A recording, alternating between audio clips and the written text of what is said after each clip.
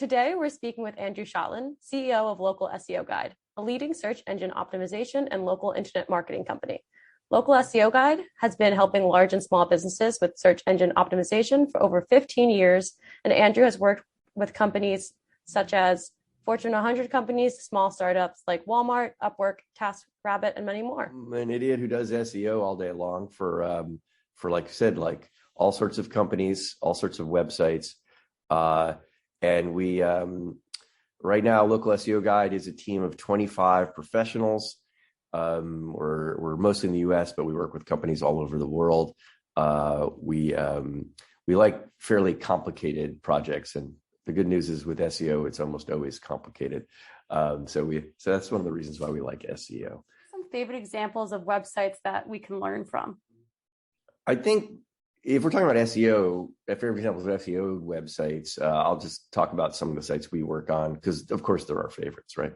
Right now in the B2B world, I think probably one of our better performers right now is Crunchbase.com.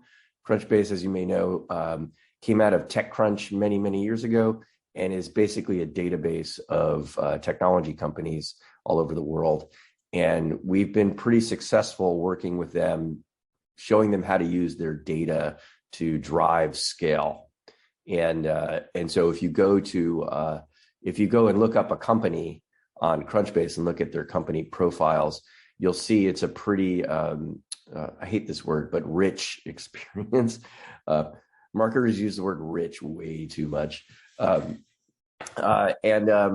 And so if you look at a lot of the structured data that we've helped them implement over the years, it's pretty successful. And they've been hitting record traffic over the last, actually consistently for a long time. But it's a great example of how when you're starting out in SEO, one of the things you really want to look for is how you can scale things up. I guess in a startup, you're looking for that all the time. But with SEO in particular, if you can figure out a content type that you can replicate, use your data to create, let's say, 10,000 unique pages, in Crunchbase's example, it'd be like 10 million unique pages. You can start to see really extraordinary gains from SEO. And not all businesses can do that because they don't have access to that kind of data. But often part of our work with clients in any category is what assets do you have that we can use to scale you? Positive trends you're seeing with SEO this year? Actually, I can't call this a positive trend. This is a seriously negative trend. We've noticed Google getting very picky about indexing new pages. We had a client who just launched a national website. So let's say a page for every city in the country. I just looked this morning, 2 of them have been indexed. And it's because, I believe it's because the pages that they launched add very little value, meaning they're kind of not much going on, they're duplicative. They're those kind of like insert city name here pages.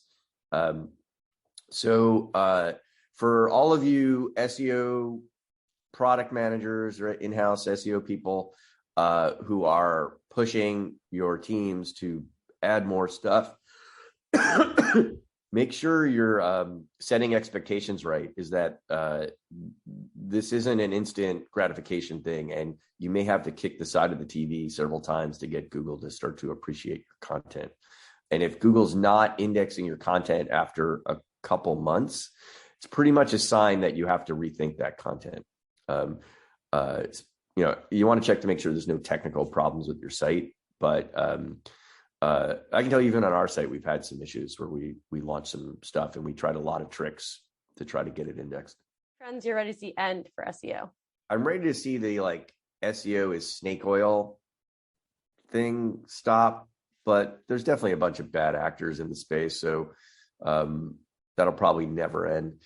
And, but everyone I know who's working on it is very thoughtful, business-like, professional, we're trying to make stuff happen. But I'm sure there's plenty of people who are trying to rip you off. But maybe appreciation of, actually, Yeah. But the flip side of that is I think there's a growing appreciation, and COVID kind of drove this, of SEO as a discipline, because suddenly companies realized that it was a serious thing they couldn't ignore. The other trend I'd like to see, I don't want to see it stop. It's been great for us. The automated content trend. We've created a computer that can write like a human being, and we're going to do it. And we're going to write 1 million pages, and it's going to be great. And we keep getting hired by companies to rewrite stuff that these brilliant machines have written at scale. And it's not that it can't be done. I'm sure it can. It just is hard to do it right, I think. And it's easy to get it wrong. Some of your favorite, software tooling that you're using for SEO right now? Favorite is the stuff we're building for ourselves. We have a full development team. And so we build ourselves both reporting tools for clients, and that can do basically take all the data you can get from everywhere and put it into a more manageable and hopefully actionable format. One of the problems we see with most SEO tools is it requires a lot of steps to make the data actionable. And so we're trying to solve that last mile of data input. And then we built also tools for our own productivity to save us time and make all these like data crunching tasks, really not simple, but much simpler. And so, but our stack of tools typically would be, so we use SEMrush or SEMrush for a lot of kind of just ad hoc analysis. You can just log in there and quickly do research and things like that. And we use their API on some of our tools to pull the data in. Search Console and whatever analytics tool you're using is usually like the best tool to use.